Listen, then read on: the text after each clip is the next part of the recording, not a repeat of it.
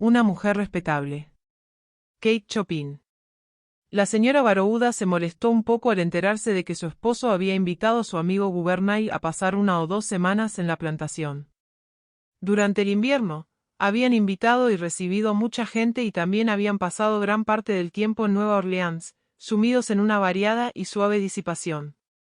Ahora, cuando ya estaba ansiosa por entrar en un periodo de descanso ininterrumpido y en un calmado tete a tete con su esposo, él le informaba que Gouvernail vendría a pasar 1 semana o 2 en la plantación. Era un hombre de quien había oído hablar mucho pero al que nunca había visto. Había sido compañero de universidad de su esposo, ahora era periodista pero no se trataba de ningún modo de un hombre de sociedad ni de un individuo popular, razones, quizás, por las que nunca lo había conocido.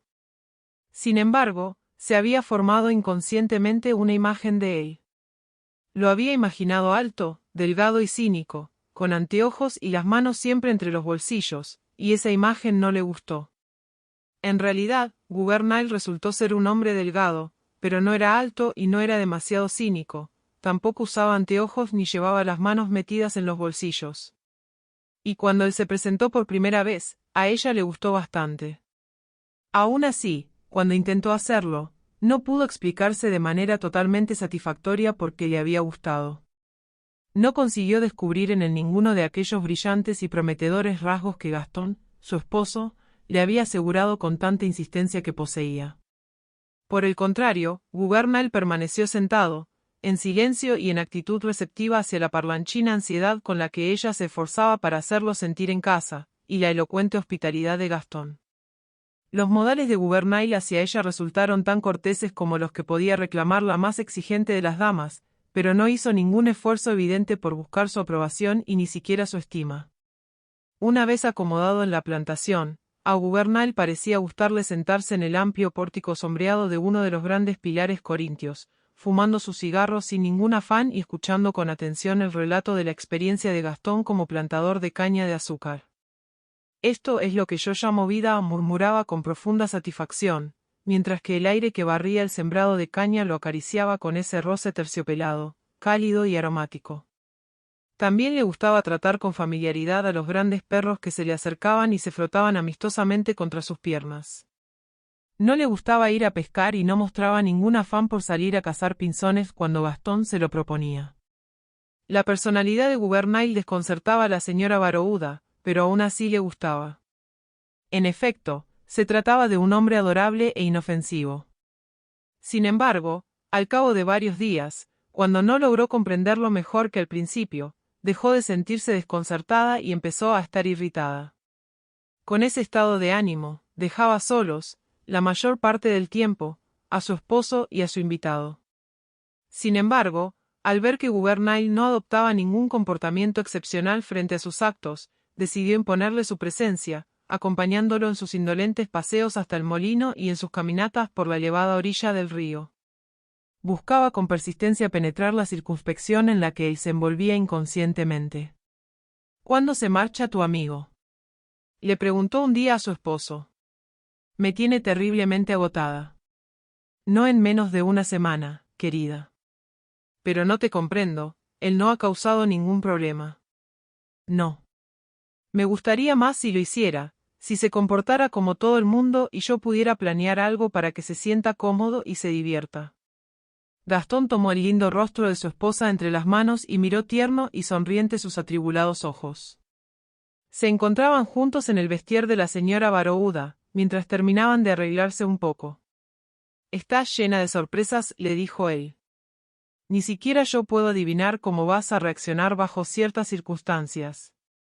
Le dio un beso y pasó a ajustarse la corbata frente al espejo. Ahí estás, continuó, tomándote en serio al pobre Gouvernail y creando toda una conmoción a su alrededor, que es lo último que él desearía o esperaría.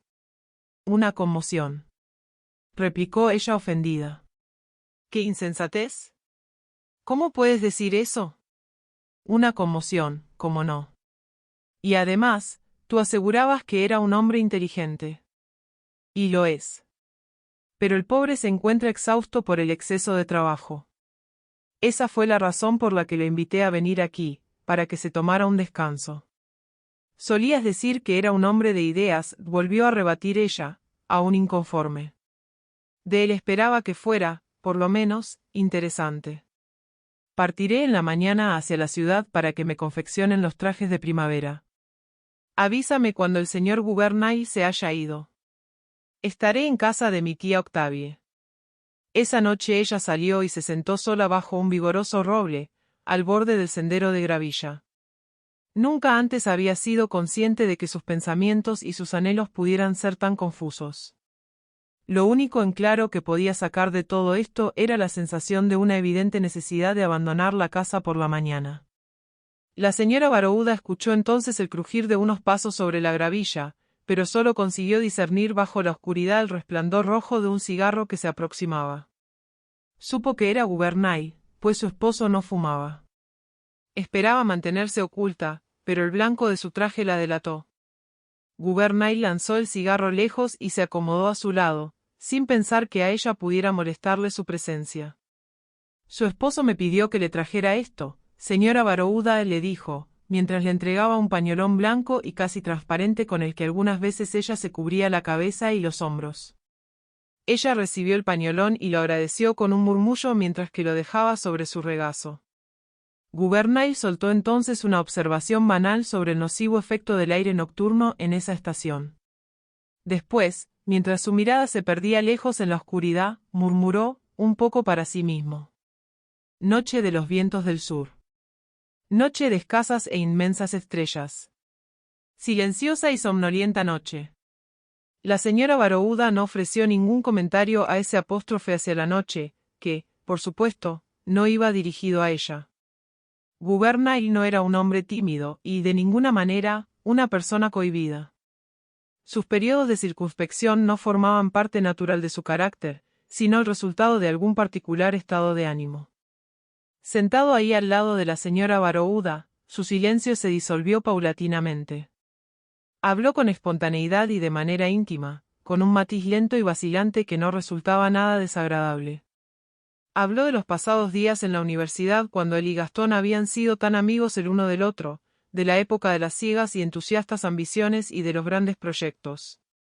Ahora le quedaban, al menos, cierta filosófica resignación frente al orden existente, el deseo de que simplemente se le permitiera existir y de vez en cuando alguna ligera bocanada de auténtica vida, como la que estaba respirando en ese instante. La mente de la señora Barouda apenas si captaba lo que él estaba diciendo. Por el momento, lo que predominaba era su ser físico. Ella no pensaba en las palabras de él, estaba embebida únicamente en los tonos de su voz. Quiso estirar la mano en la oscuridad y con la delicada punta de sus dedos tocarle la cara o los labios. Quiso acercarse a él y susurrar contra su mejilla, no le importaba susurrarle que, como lo hubiera hecho si no fuera una mujer respetable. Entre más fuerte era el impulso de acercarse a él, más lejos, de hecho, se retiraba. Tan pronto como pudo hacerlo sin que pareciera demasiado grosera, se levantó y lo dejó ahí solo. Antes de que ella llegara a la casa, Gouvernail encendía un nuevo cigarro y concluía su apóstrofe hacia la noche. La señora Barouda se sintió fuertemente tentada a contarle a su esposo, quien además era su amigo, sobre esa locura que se había apoderado de ella. Pero no sucumbió a la tentación. Además de ser una mujer respetable, era también una mujer bastante sensata, y sabía que había algunas batallas en la vida que los seres humanos deben combatir en solitario. Cuando Gastón se levantó por la mañana, su esposa ya había partido. Había tomado uno de los primeros trenes a la ciudad. No regresó sino hasta cuando Gouvernail había abandonado la casa. Conversaron sobre la posibilidad de recibirlo de nuevo el próximo verano. Así lo deseaba Gastón, pero su deseo cedió ante la estruendosa oposición de su mujer. Sin embargo, antes de que terminara el año, ella propuso, por su propia iniciativa, decirle a Gouvernail que los visitara de nuevo. Su esposo se mostró sorprendido y encantado de que la sugerencia viniera de ella. Me alegra saber que finalmente has logrado sobreponerte a tu fastidio hacia él, de verdad que no se lo merece. Oh. Le contestó ella sonriendo, después de plantarle un largo y cariñoso beso en los labios. He logrado sobreponerme a todo. Ya lo verás. Esta vez seré muy amable con él. Fin.